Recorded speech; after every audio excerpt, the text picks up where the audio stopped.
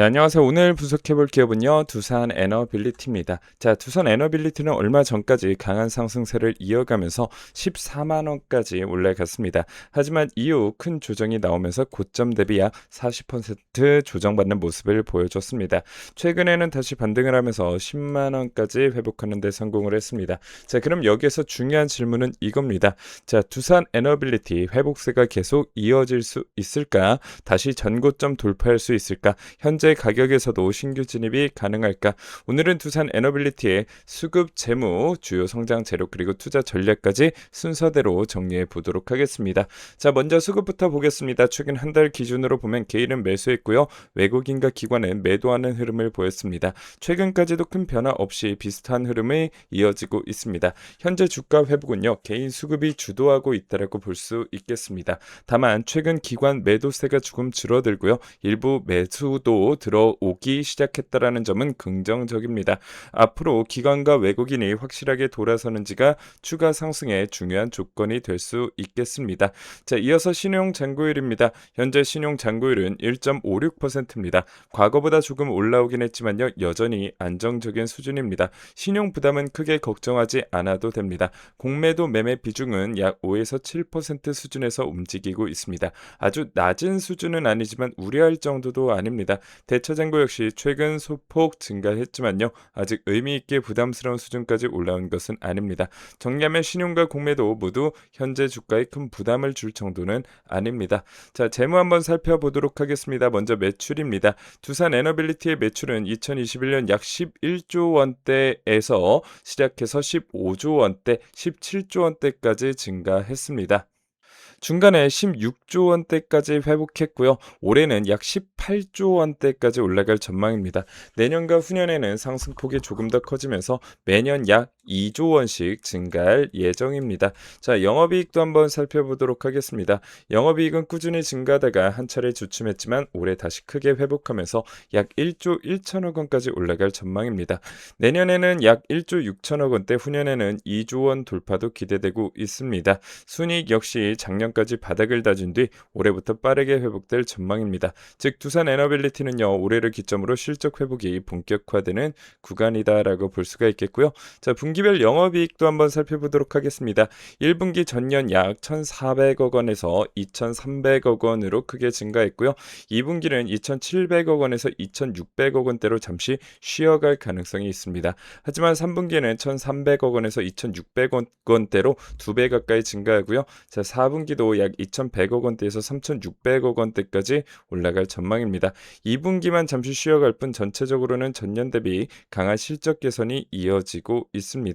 자, 부채 비율도 한번 살펴보도록 할게요. 자, 부채 비율은 과거 170% 수준에서 120%대까지 내려왔고요. 최근에는 비슷한 수준을 유지하고 있습니다. 아주 낮은 수치는 아니지만 걱정할 정도도 아닙니다.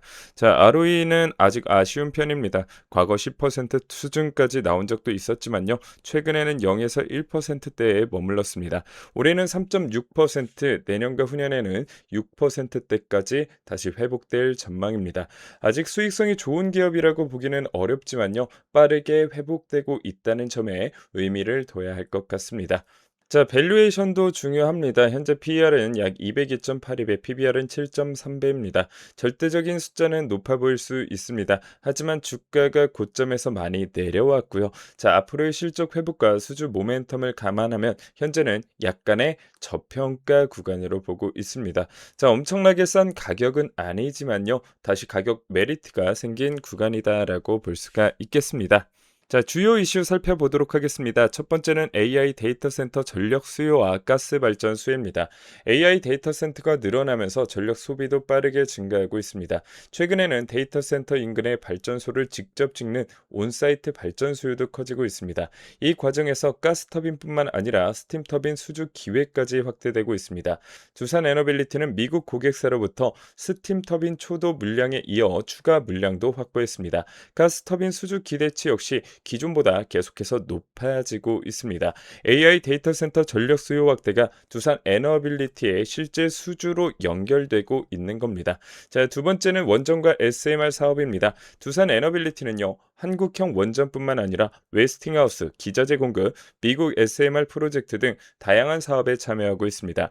특히 미국이 원전 공급망을 다시 강화하는 과정에서 대형 원전과 SMR 기자재를 동시에 공급할 수 있는 기업으로 존재감이 커지고 있습니다. 체코 원전도 중요한 모멘텀입니다. 두산 에너빌리티는요, 두쿠바니 원전 관련 증기 터빈과 발전기 계약을 체결했고요. 향후 테멜린 원전 추가 프로젝트 참여 가능성도 남아 있습니다. 미국의 대형 SMR 사업이 구체화된다면요, 추가 기자재 발주까지 기대할 수 있겠습니다. 자, 세 번째는 중동 발전 프로젝트와 풍력 사업입니다. 두산 에너빌리티는 최근 사우디 자프라 열 병합 발전소 2단계 공사를 약 8,400억 원 규모로 수주했습니다. 중동 발전 시장에서도 경쟁력을 다시 확인한 겁니다. 해성 풍력 분야에서 8메가와트와 10메가와트급 터빈 상용화를 추진하고 있고요. 14메가와트급 초대형 터빈 생산 라인 구축도 준비하면서 발전 포트폴리오를 확대하고 있습니다. 즉 가스 발전과 원전, SMR, 중동 프로젝트, 풍력까지 여러 성장축을 동시에 보유하고 있습니다. 자, 다만 단기 리스크도 있겠습니다. 최근 주가는 10만 원 선을 회복하면서 투자 심리가 좋아지고 있지만요. 수주가 실제 실적으로 인식되는 속도는 계속 확인돼야 합니다. 중동 정세와 글로벌 금리 흐름도 변수가 될 수 있겠습니다. 전쟁과 휴전 관련 뉴스에 따라 주가 변동성이 커질 수가 있겠는데요. 그래도 전력 인프라 확대와 원전 공급망 재편, SMR 상용화, AI 데이터 센터 전력 수요라는 큰 흐름은 여전히 살아있다라고 보실 수가 있겠습니다. 결국 하반기 신규 수주 성과가 주가 방향을 결정할 핵심 변수가 될 가능성이 크다라는 거죠. 자, 이제는 투자 전략 말씀드려보도록 하겠습니다. 먼저 신규 진입 관점인데요. 저는 두산 에너빌리티 신규 진입을 긍정적으로 보겠습니다.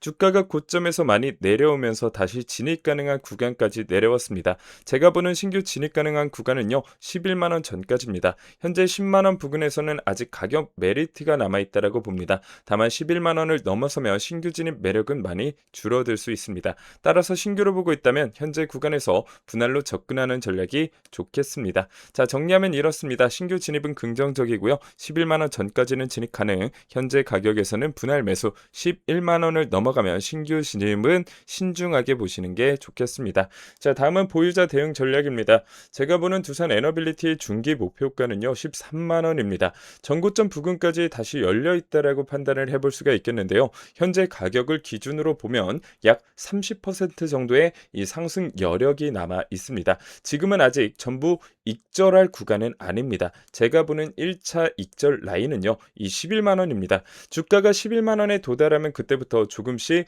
분할 익절을 시작하면 됩니다. 그리고 남은 물량은 최종 목표가인 13만 원까지 열어두는 전략입니다. 그리고 남은 물량의 최종 목표가인 13만 원까지 열어두는 전략입니다. 쉽게 정리하면 이렇습니다. 현재 구간에서는 보유 11만 원부터 일부 익절 시작, 나머지는 13만 원까지 분할 익절, 마지막으로 물려있는 분들의 대응 전략입니다. 기준선은 12만 원입니다. 평단이 12만 원 위에 있는 분들은 분할 물타기를 통해 평단을 최대한 12만 원 아래로 낮추는 전략을 고려할 수 있겠습니다. 평단을 낮춘 뒤 반등이 나왔을 때 탈출하거나 일부 익절까지 노리는 방식입니다. 반대로 평단이 이미 12만 원 아래라면요, 굳이 추가로 물탈 필요가 없습니다. 12만 원 아래에서는 물타기를 해도 평단이 크게 내려가지 않고 비중만 늘어날 수 있습니다. 따라서 평단이 12만 원 아래라면 그대로 보유하면서 11만 원부터 일부 익절하고요, 최종 13만 원까지 보는 전략이 더 효율적일 수 있겠습니다. 자, 추가적으로 영상을 지금까지 보신 분들에게만 드리는 혜택이 있어서 잠깐 소개해 드리려고 합니다. 자, 여러분들 레인보우 로보틱스라는 종목 다들 알고 계실 겁니다. 주가가 3에서 4만 원대였던 종목이요, 단기간 만에 10배가 넘게 올라갔습니다. 자, 레인보우 로보틱스 초창기에 투자하셨던 분들은요, 1,000만 원 투자하셨던 분들이 얼마를 벌어갔습니까? 1억을 벌어갔고요. 자, 1억을 투자하셨던 분들이 10억을 벌어갔습니다. 단 한 종목만으로요. 자, 그런데 레인보우 로보틱스 도대체 단기간에 어떻게 10배가 올라갈 수 있었을까요? 자, 가장 중요한 포인트는요, 삼성전자가 투자했기 때문입니다. 때문입니다. 다시 말하면 M&A의 효과를 통해서요 주가가 단기간에 10배 상승했다라는 겁니다. 자, 그러면 우리가 여기서 얻을 수 있는 힌트는 뭔가요? 레인보우 로보틱스 지금이라도 매수하란 이런 이야기인가요? 아닙니다. 우리가 여기서 얻을 수 있는 힌트는요, 삼성전자가 지분 투자하거나 콜옵션을 확보하거나 M&A를 한다면 주가가 10배 이상 올라갈 가능성이 높다 낮다? 굉장히 높다라는 겁니다. 자, 그렇다라고 하면 이제 삼성전자가 레인보우 로보틱스를 과거에 인수했었던 것처럼 M&A 했었던 것처럼 그런 새로운 종목은 없을까요? 지금부터 그 새로운 종목을 여러분들에게 말씀드릴 겁니다. 자, 바로 이 종목입니다. 삼성전자 인수 후보 핵심 기업인데요. 자, 지금 삼성전자는요, AI 반도체 주도권을 확보해야 되는 상황이고요. TSMC 추격을 위해서요, 반도체 핵심 기술이 필요합니다. 어떤 기술이요?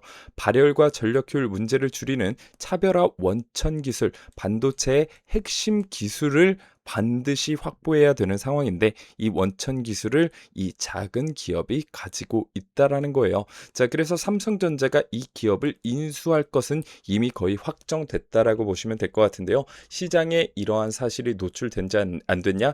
노출되지 않았다라는 거예요. 자, 그래서 이 종목 여러분들 지금 선침해하시게 되면 최소 몇 배 수익 얻을 수 있어요?